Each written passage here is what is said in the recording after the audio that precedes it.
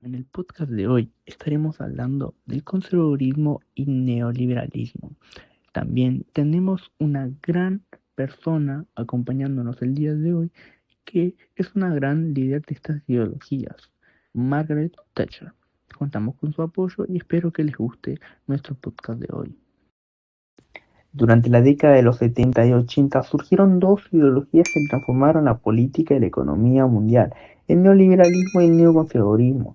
Estas corrientes aparecieron como respuesta a las crisis económicas de los años 70, cuando el desempleo, la inflación y la pérdida de confianza en el estado de bienestar llevaron a buscar nuevas soluciones. El neoliberalismo, impulsado por economistas como Milton Friedman, proponía reducir la intervención del Estado, fomentar el libre mercado y privatizar empresas públicas. Según esta visión, el crecimiento económico y la eficiencia se lograría dejando actuar iniciativas privadas. El neoconservadurismo, por su lado, defendía el regreso de los valores tradicionales, la familia, la autoridad y el orden, oponiéndose a los cambios culturales y sociales de los años 60. Ambas ideologías se consolidaron con líderes como Margaret en el Reino Unido y Ronald Reagan en Estados Unidos, quienes aplicaron estas ideas en sus gobiernos. Su influencia fue tan grande que marcó el rumbo político y económico de muchos países durante las siguientes décadas.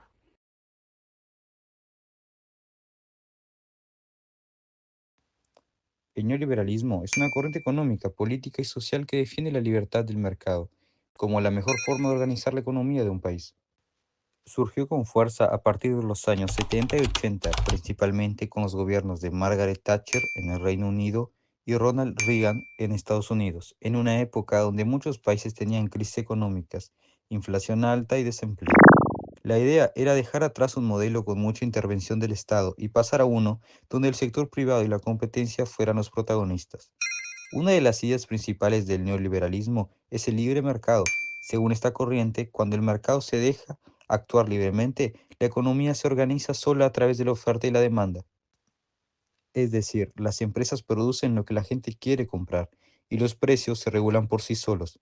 Cuanta más competencia haya entre empresas, mejor calidad y precios más bajos se consiguen. En cambio, si el Estado interviene demasiado, puede generar monopolios, ineficiencia o corrupción. Otra idea central son las privatizaciones, que consisten en vender empresas o servicios públicos al sector privado. Los neoliberales piensan que las empresas privadas son más eficientes, ya que buscan ganar dinero y reducir gastos. Por ejemplo, en los años 90, muchos países latinoamericanos privatizaron empresas de energía, gas, telecomunicaciones y transporte. Por ejemplo, en Argentina, durante el gobierno de Carlos Menem se privatizaron YPF y Entel, entre otras. Ya en Chile, durante la dictadura de Augusto Pinochet, los llamados Chicago Boys aplicaron reformas neoliberales muy fuertes. Otra característica importante del neoliberalismo es la idea de tener menos Estado. Esto significa reducir el tamaño del gobierno, recortar gastos públicos y dejar que las personas sean más responsables de su propio bienestar. Según esta visión, el Estado no debe gastar tanto en salud, educación o programas sociales, porque eso genera dependencia. En su lugar, debe limitarse a garantizar el orden, la seguridad y las reglas del mercado. Sin embargo, esta reducción del gasto público muchas veces termina afectando a los sectores más pobres que dependen de la ayuda estatal. El neoliberalismo también promueve la apertura al comercio internacional, eliminando barreras y permitiendo que los países compitan en el mercado mundial. La idea es que, si se abren las fronteras al comercio, los países puedan vender y comprar libremente, atrayendo inversiones y generando crecimiento. Pero esto también puede afectar a las industrias locales, que no logran competir con grandes empresas extranjeras. Otra idea importante es la desregulación económica, que significa reducir las leyes o controles sobre las empresas. Por ejemplo, facilitar la creación de negocios, bajar impuestos o hacer más fácil contratar y despedir empleados. Los neoliberales dicen que esto impulsa la inversión y el empleo, aunque sus críticos sostienen que también puede debilitar los derechos laborales. Un actor muy relacionado con este modelo es el Fondo Monetario Internacional, conocido como FMI. Cuando un país tiene problemas económicos y pide préstamos, el FMI suele exigir medidas neoliberales, o sea, recortes en el gasto público, privatizaciones y apertura comercial. Aunque esto a veces ayuda a estabilizar la economía, también genera consecuencias sociales negativas como más pobreza, desempleo y desigualdad. caso de Chile es uno de los más conocidos. Durante el gobierno de Pinochet se privatizaron muchas empresas y se abrieron los mercados, lo que llevó a que la economía del país creciera, pero aumentó mucho la desigualdad y la concentración de riqueza. O sea que en ese sentido se considera un ejemplo claro los efectos del neoliberalismo: crecimiento económico, pero con costos sociales altos. En resumen, el neoliberalismo busca una economía libre, con poca intervención del Estado, donde la competencia y el mercado sean los que regulen todo. Sus defensores dicen que esto mejora la eficiencia y atrae inversiones, pero los críticos aseguran que favorece a los más ricos, generando desigualdad y debilitando los derechos sociales. Hemos escuchado a fondo el pilar económico de esta época, el neoliberalismo, pero hay un pilar social, una contracara, que surge y opera en paralelo, y es el neoconservadurismo. Mientras que la ideología que nos acaba de explicar Lucas Martín se preocupa por el balance de pagos y la desregulación, el neoconservadurismo se centra en la balanza de valores y en el orden social.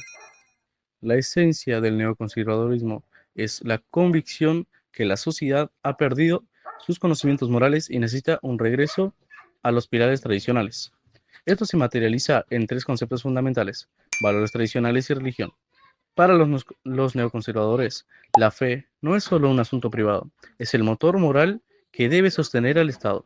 Argumentan que los principios religiosos y los valores tradicionales son el único antídoto contra el relativismo cultural y el caos.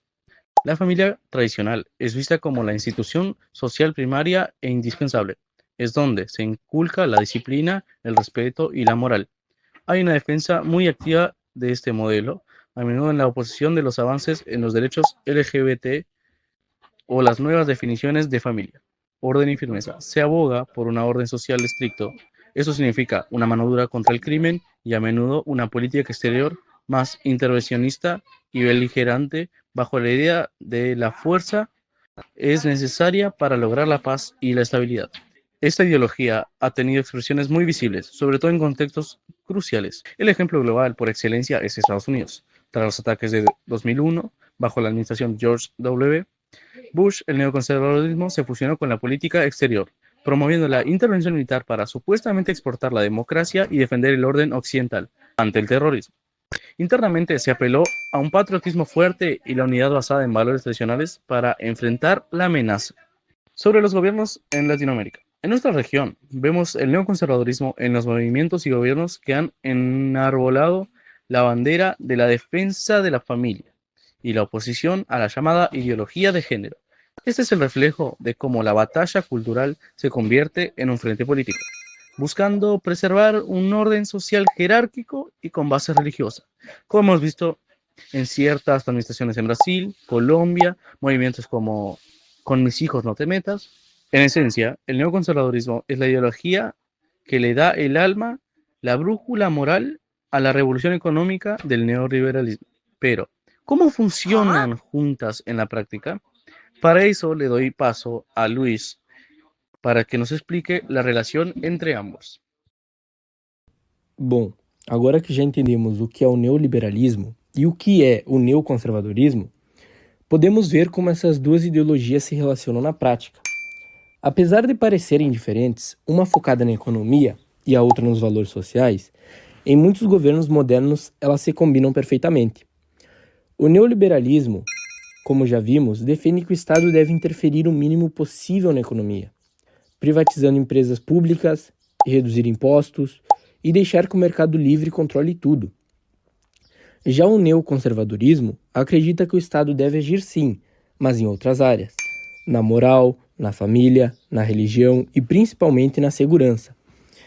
Então, quando essas duas ideias se juntam, o que acontece é uma mistura interessante, um Estado fraco na economia, mas forte no controle social.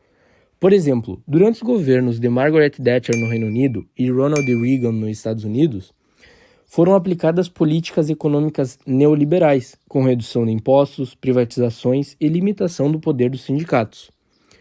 Ao mesmo tempo, esses governos promoveram valores neoconservadores, como a defesa da família tradicional, do patriotismo, da autoridade e da moral cristã. Em outras palavras, a ideia traz como se o Estado não deve te dizer como gastar o dinheiro, mas pode te dizer como se comportar na sociedade. Essa combinação também chegou à América Latina, especialmente nos anos de 1990, quando vários governos adotaram políticas neoliberais juntos com discursos conservadores.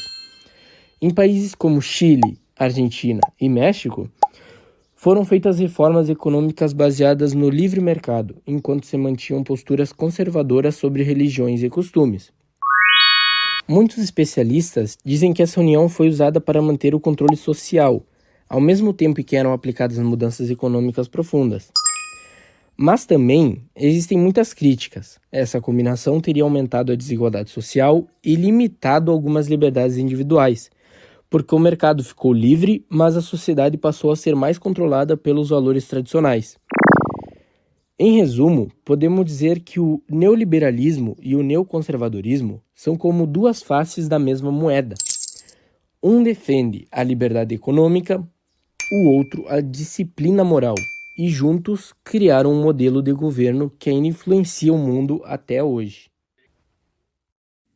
Bueno, ahora que tenemos esta serie de conceptos desarrollados, podemos distinguir cómo su creación y trayectoria impactaron en el presente que ahora conocemos. El neoliberalismo es un nuevo modelo económico que continúa vigente a día de hoy en muchos países del mundo.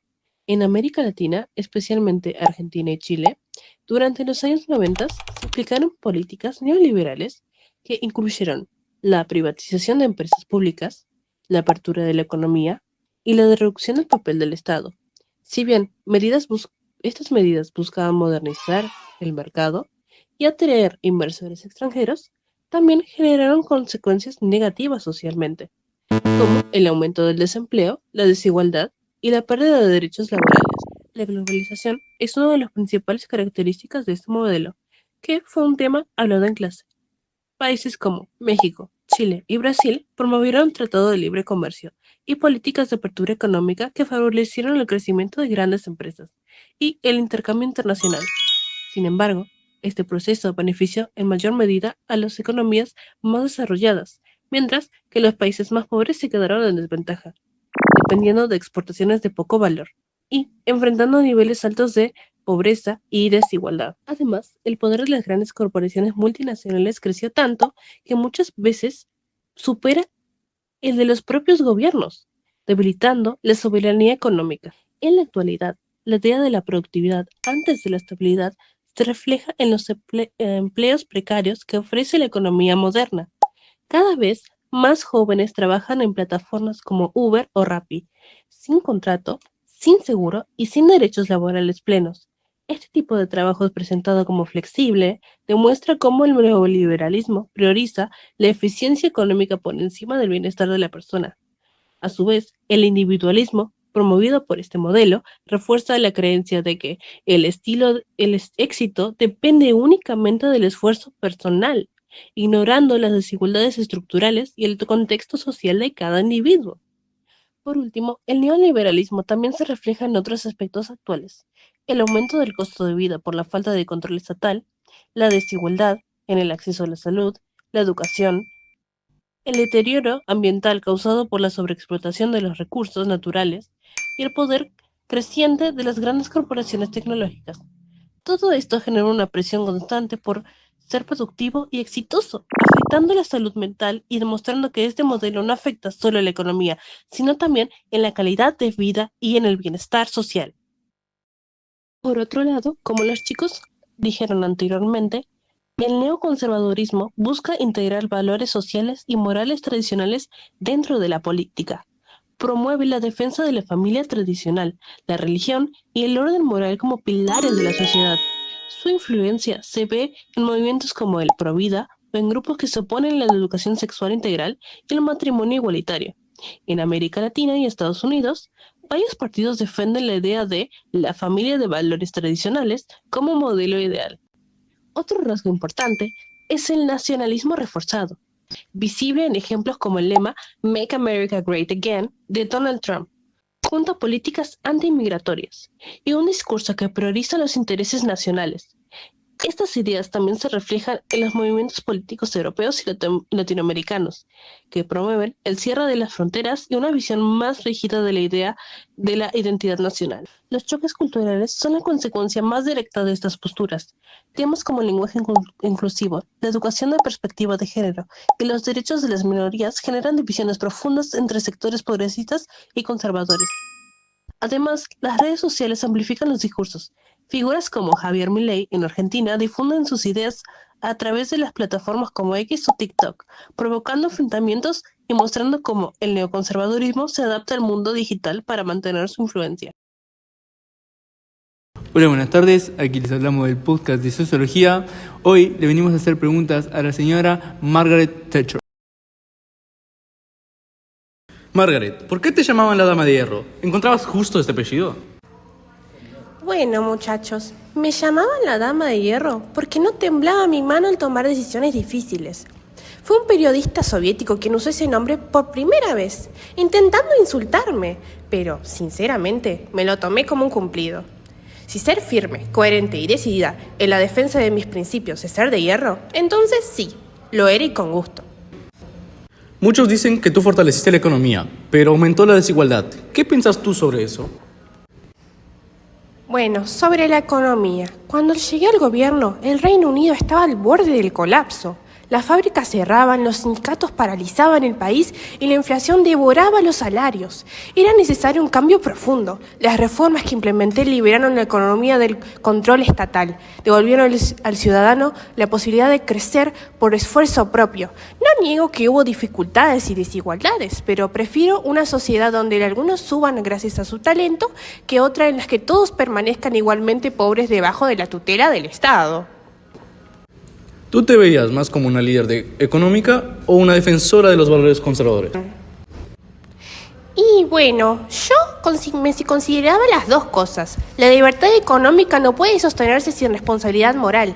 Creía, y sigo creyendo, que no hay libertad económica sin disciplina personal, sin respeto al trabajo, la familia y la nación. ¿Cómo reaccionó el pueblo cuando empezaste a cortar gastos y disminuir los impuestos? Cuando empezamos a cortar los gastos y reducir impuestos, mucha gente protestó. No es fácil decirle a una nación acostumbrada a depender del Estado que debe levantarse por sí misma. Hubo huelgas, críticas y resistencia, pero con el tiempo los resultados hablaron por sí solos. La inflación bajó, la productividad subió y el Reino Unido volvió a ser respetado en el mundo. Bueno, para encerrar, Margaret, ¿tú crees que el neoliberalismo realmente ayudó al pueblo o solo a las grandes empresas? Bueno, yo nunca lo vi como una ideología para favorecer empresas, sino como un instrumento para devolver poder a las personas. Las grandes compañías prosperan, sí, pero también lo hacen los individuos que se atreven a emprender. El Estado no crea riqueza, lo crean las personas libres. Mi deber fue abrirles el camino, no sostenerlas con promesas vacías. Espero que les haya gustado nuestro podcast, señor profesor y señores compañeros. Ahora esperemos que se levanten a aplaudirnos. Para ustedes, los uruguayos de Info 2.